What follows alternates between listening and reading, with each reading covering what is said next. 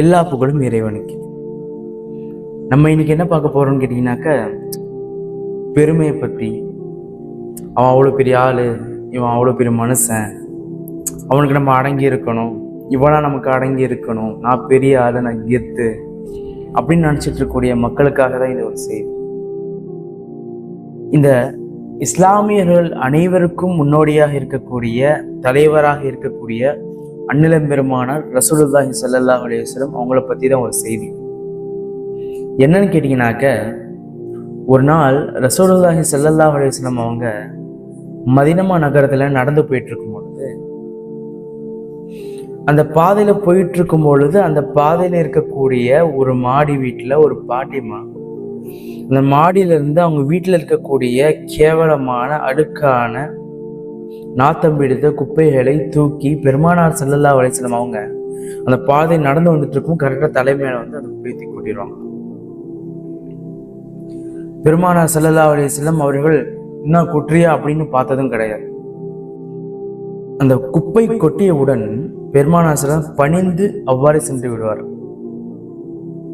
பிறகு அடுத்த நாள் போனாக்க அந்த பாட்டிமை திரும்ப மேல குப்பையை கொட்டும், அதெல்லாம் நம்ம பாதையை மாத்திரலாம் அப்படின்னு சொல்லிட்டு ரசூல் ஸல்லல்லாஹு அலைஹி வஸல்லம் அவங்க வந்து வேற பாதையும் தேர்ந்தெடுக்கவில்லை. பிறகும் அதே வழியில் அடுத்த நாள் காலையில் அதே மணி அளவில் சென்றார்கள். திரும்பி அந்த பாட்டிமா பெருமாள் வராங்களா, வந்த உடனே கரெக்டாக அவங்க தலைமையில குப்பை கொட்டிடுச்சு. இதே மாதிரி ஒரு நாள், 2 நாள், 3 நாள் அல்ல, மாத கணக்கில் நடந்தது. பெருமானார் ஸல்லல்லாஹு அலைஹி வஸல்லம் மற்றொரு நாள் நடந்து வரும் பொழுது குப்பையை எப்பயும் கொட்டுற பாட்டி குப்பையை கொட்டல. என்ன ஆச்சு, எப்பயும் இந்த பாட்டிமா கரெக்டா நான் வரும்போது குப்பையை கொட்டிருமே, என்ன ஆச்சு அப்படின்ட்டு ரசூல் ஸல்லல்லாஹு அலைஹி வஸல்லம் யோசிச்சு கீழே இருந்த ஒரு அண்டை வீட்டுக்காரன் கேட்குறாங்க, இந்த ஒரு பாட்டிமா இருப்பாங்களா, எங்க காணாமே அப்படின்ட்டு. அதுக்கு அவங்க சொல்றாங்க, அவங்களுக்கு வந்து உடம்பு சரியில்லை, நோய்வாய்ப்பட்டிருக்காங்க அப்படின்னு சொன்னதும், அப்படிங்களா அப்படின்னு சொல்லிட்டு ரசூல் ஸல்லல்லாஹு அலைஹி வஸல்லம் இந்த பாட்டிமா வீடுக்கு தேடி, அதாவது அந்த மாடிப்படி ஏறி பாட்டிமாவை போய் பார்க்குறாங்க. பாட்டிமா நல்லா இருக்கீங்களா, என்ன ஆச்சு அப்படின்னு நல்லா விசாரிக்கிறாங்க. அது மட்டுமல்ல, கண்ணீர் வடிக்குகிறார்கள், கண்ணில் தண்ணி ஊத்துது. ரசூல் ஸல்லல்லாஹு அலைஹி வஸல்லம் தண்ணி கொடுக்குறாங்க. அது மட்டும் இல்ல, அந்த பாட்டிமா வந்து நடக்க முடியாம, வேலைகள் செய்ய முடியாம படுக்கையில் இருந்தவாறு தான் இருக்கிறார்கள். அவர்கள் நடமாடும் அளவிற்கு வரும் வரையும் நபி ஸல்லல்லாஹு அலைஹி வஸல்லம் அவங்களுக்கு உணவு தந்து, மருந்து தந்து, உடனாக இருந்து பார்த்து கொண்டார்கள் என்று வரலாறு சொல்லுது. பாட்டிமா யோசிக்குது, இவங்களுக்கான இவ்வளவு பெரிய துரோகம் பண்ணும், துன்பம் பண்ணும், கஷ்டம் கொடுக்கும், இவ்வளவு உயர்ந்த நபரா இருக்கிறாரு அப்படி அந்த பாட்டி யோசிக்கிறார். பாட்டிமாக்கு ஏன் இந்த மாதிரி குப்பையை கொட்டுச்சு அப்படின்னு பாத்தீங்கன்னாக்க, ரசூல் ஸல்லல்லாஹு அலைஹி வஸல்லம் அல்லாஹ்வை பத்தியும் அவனது ரசூலை பத்தியும் சொல்லக்கூடிய விஷயங்களை கண்டு மக்கள்கள் அனைவரும் இஸ்லாத்தின் பக்கம் வருகிறார்கள். அதே அந்த பாட்டிமான பொறுக்க முடியல.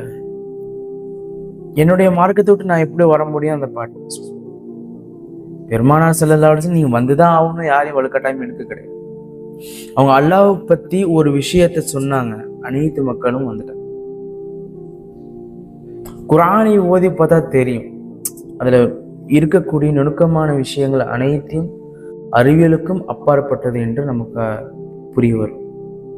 சரி, அந்த பாட்டிமா யோசிக்குது, இவ்வளோ துரோகம் பண்ண, இவ்வளோ கஷ்டம் கொடுத்துட்டோமே, இவ்வளோ இருந்தும் நமக்கு வந்து பணிவிட செஞ்சு நம்மளை பார்த்துக்கிட்டாங்க, இவங்க உயர்ந்தவரதாக இருக்கும் அப்படின்னு சொல்லிட்டு நினச்சிக்கிட்டு ரசூல் ஸல்லல்லாஹு அலைஹி வஸல்லம் சொல்கிறாங்க, நீங்கள் வந்து நான் வந்து உங்களுக்கு எவ்வளோ கஷ்டம் கொடுத்துட்டேன், ஆனால் நீங்கள் வந்து பணிவிலும் சரி, உபகாரம் செய்கிறதும் சரி, நீங்கள் உயர்ந்தவராக இருக்கிறீங்க.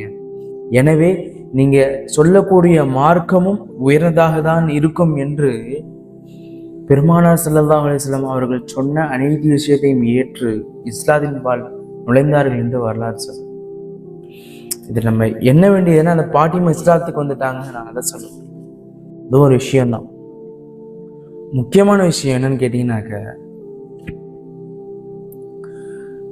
நபி ஸல்லல்லாஹு அலைஹி வஸல்லம் அவங்க மேல குப்பையை கொட்டும் பொழுது ரசூல் ஸல்லல்லாஹு அலைஹி வஸல்லம் ஒரு கோபமே வரலை.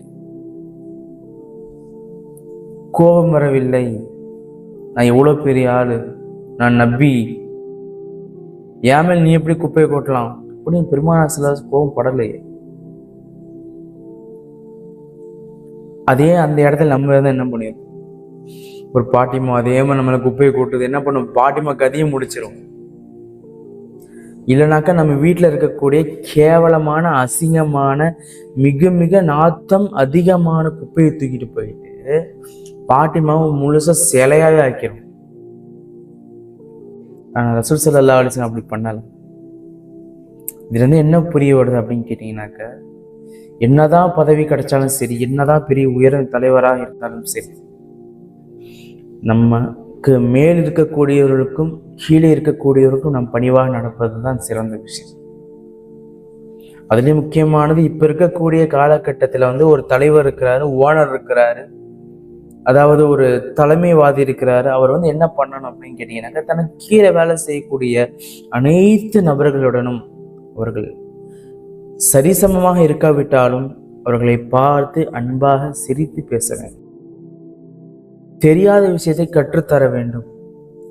மூஞ்சில் அடித்ததை போல் பேசக்கூடாது.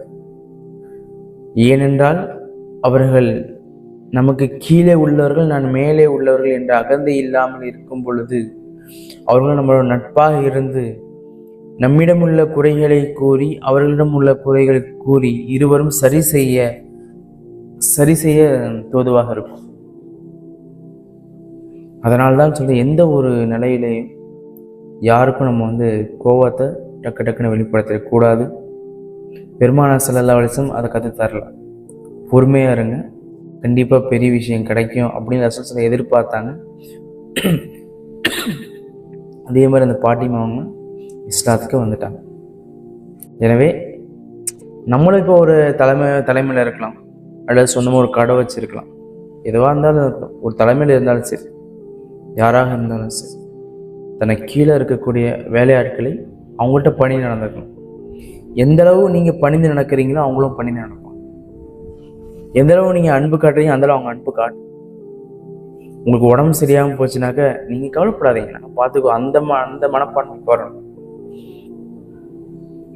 அதனாலதான் சொல்கிறேன், பெருமானார் ஸல்லல்லாஹு அலைஹி வஸல்லம் அவங்க காட்டிய வழியை பின்பற்றுவோம், நாமும் அழகிய வாழ்க்கையை அடையலாம். எனவே அதனை அமல் செய்யக்கூடிய பாக்கியத்தை அல்லாஹ் தஆலா உங்களுக்கும் எனக்கும் தருவானாக. அஸ்ஸலாமு அலைக்கும் வரஹ்மத்துல்லாஹி வபரகாத்துஹு.